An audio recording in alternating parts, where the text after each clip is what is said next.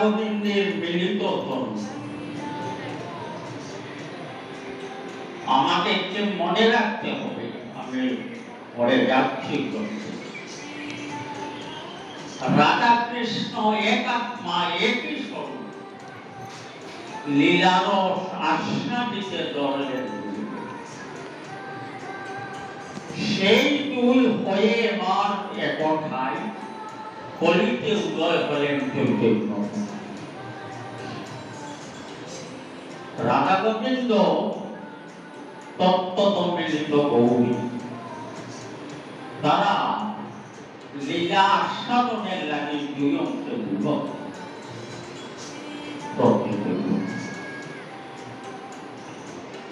যাই হোক, সেই রাধা গোবিন্দ তথা গৌরহরি রসনির্যাস তত্ত্ব বা তত্ত্বসমূহ শ্রীগ্রন্থ, প্রাকৃত শ্রীগ্রন্থ, এই চরিতামৃত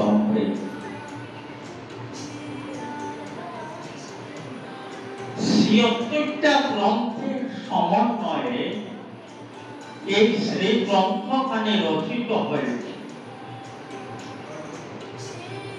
গীতা, ভাগবত, পুরাণ,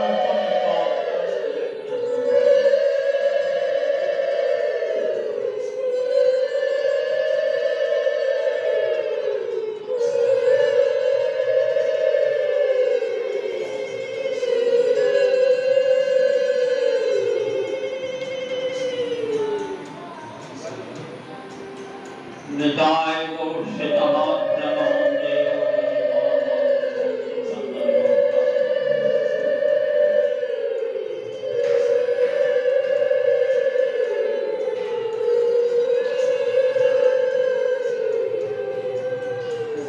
শ্রীমদ্ ভগবত গীতা, উপনিষদ, পুরাণ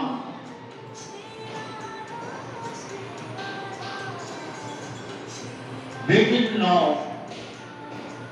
কঠোপনিষদ, এই ষড়দর্শন ইত্যাদি গাড়িতে সর্বগ্রন্থের সমন্বয়ে সর্ববিধ মোট ৭৬টা গ্রন্থের সমন্বয়ে এই গ্রন্থখানি। এটা যেই সারাৎসার, সব গ্রন্থের সারাৎসার বস্তুটা তাই অমৃত বলে আখ্যায়িত করে এখানে লিপিবদ্ধ হয়েছে কবিরাজ গোস্বামীর ফলক। কবিরাজ গোস্বামী নিজে এই শ্রীগ্রন্থ লিখেন না, এটা অপ্রাকৃত গ্রন্থ। গ্রন্থের শেষে আছে, আমি গ্রন্থকার অর্থাৎ কবিরাজ গোস্বামী নিজে বলছেন, আমি বৃদ্ধ জড়াতো লিখিতে হাতা করে ৮০ বছর বয়সে তিনি মদন গোপালের আজ্ঞায় বৃন্দাবনের বৈষ্ণব মণ্ডলীর আজ্ঞায় কৃপা আশীর্বাদ নিয়ে এই গ্রন্থ রচনায় শ্রী শ্রী ব্রজের মুকুটমণি স্থান রাধাকুণ্ডে বসেছিলেন। আজও সেই স্থান। এই গ্রন্থটা তার তখন তার প্রাপ্ত বৃদ্ধ ৮০ বছর বয়স, কিন্তু যখন বৃন্দাবনের বৈষ্ণব মণ্ডলী তাকে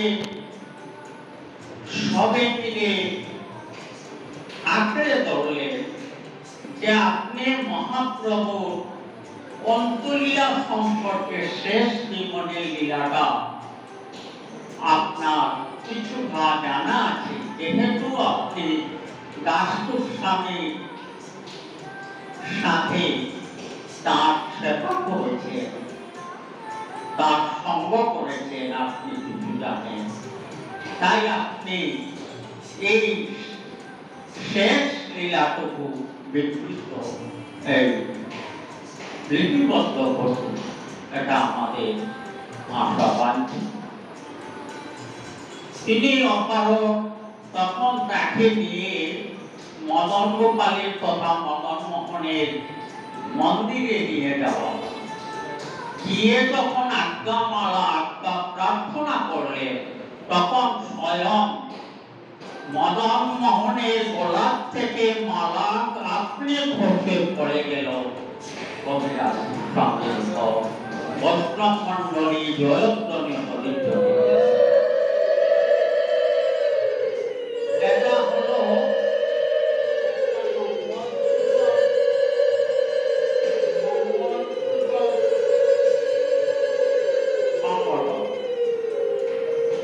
যাই হোক, এই গ্রন্থ সম্বন্ধে এক বলা মাত্র অনেক পরীক্ষা হয়েছে কিন্তু গ্রন্থ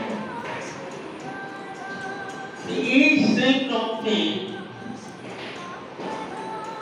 স্বয়ং ভগবান রাধা গোবিন্দ তথা গৌহরি রসনির্যাস তত্ত্বতা লিখিত হয়েছে। তার ভক্তমণ্ডলীর পার্শ্বদ মণ্ডলীর চরিত্রাবলীও লিপিবদ্ধ আছে। মহাপ্রভুর প্রিয় পার্শ্বদবর্গ রামাচার্য শ্রী শ্রী হরিদাস ঠাকুর কি জয়, জয় জয় শ্রী শ্রী হরিদাস ঠাকুর কি জয়।